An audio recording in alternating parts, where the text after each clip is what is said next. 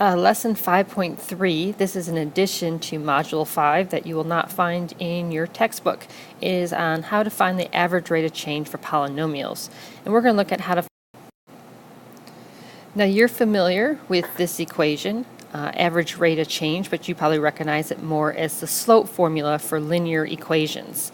However, with polynomials, or any function that's not a straight line, this rate of change is an approximation, and so that's why it's called average, and I spelled that wrong. That's supposed to be a G, not a T, so disregard that throughout the video. That's the average rate of change, so it is y2 minus y1 over x2 minus x1. In function notation, and I really want you to get familiar with function notation. Okay, let me get my highlighter.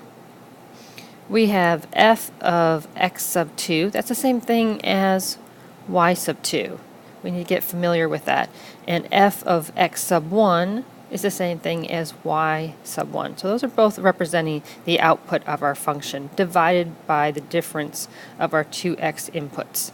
So which means to solve any of these problems, to find the average rate of change, you will need to find the ordered pairs at the ends of the given interval. So you are going to need to come up with an ordered pair. So you're going to have to come up with 2 points, which would be at the end of your given interval. So let's see how this works given a graph. And we want to find the average rate of change given this function on the interval from -8 to -4. So if I go to x equals -8, that would give me this point right here.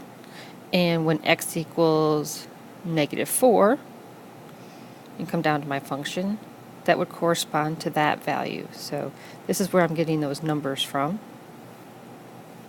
Those 2 points are -8, comma, -10, and the other point is -4, comma, -30. And then it's a matter of putting it into our average rate of change formula, where I'm going to take -30, subtract a -10, so that becomes a +10, and -4 minus a -8.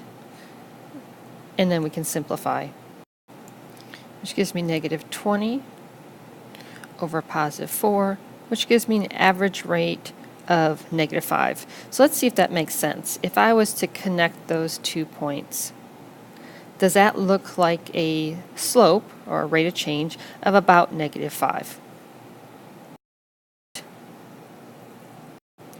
Now we're going to find the average rate of change when all we're given is the equation, so not the graph, but we do have our intervals from -4 to +4. So to find our point, we know that the x value is going to be -4 and +4. What we don't know is the output. And in this case, we're simply going to substitute into the equation. So I'm going to take -4 to the second power plus -4 minus 3, which gives me 9 when I simplify. So that is the y coordinate for -4. And then I substitute in a +4 for x.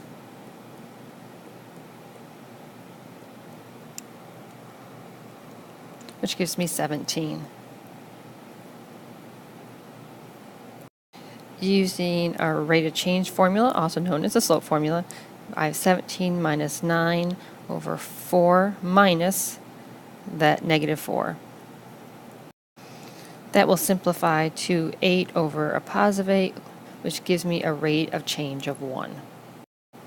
Our average rate of change from a table. Again, we need to know our interval, which is given up here. We want for x's from 3 to 5. So that means I'm going to go to the row where x is equal to 3 and x is equal to 5. And there are my 2 points, endpoints, that I'm going to use for the interval. And so I'm going to have 17 minus 35 over the x's, 5 minus 3. On the numerator, I get -18 over a +2, which gives me an average rate of change of -9. Our final example is comparing the average rate of change given the function in three different representations. We have a graph, we have a table, and we have a function. And these are actually three totally different functions. And we want to figure out, we're going to rank them from smallest to largest in regards to their average rate of change based on the interval from 6 to 8.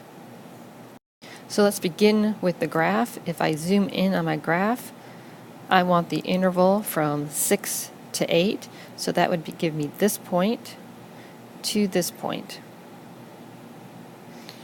Okay. We could count rise over run if you would like to find that.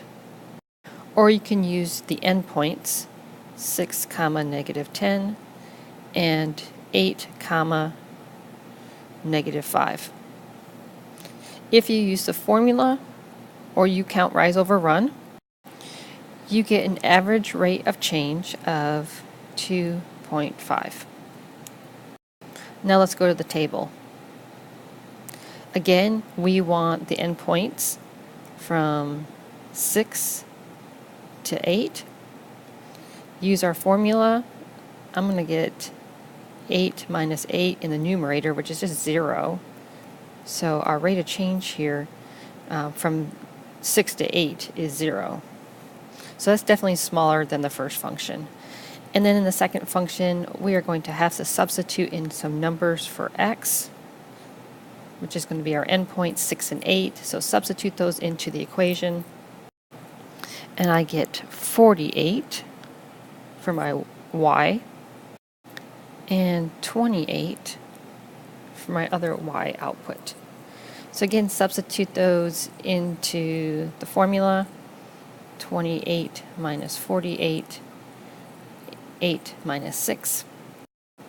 And we're going to get a rate of change of -10. All right, we're going to have to put these in order now. Let me zoom out. And my smallest value for rate of change would obviously be the h of x since it's negative. So I would say h of x, the rate of change, is less than the middle one, which is a 0, g of x, which is less than f of x, which has the highest rate of change.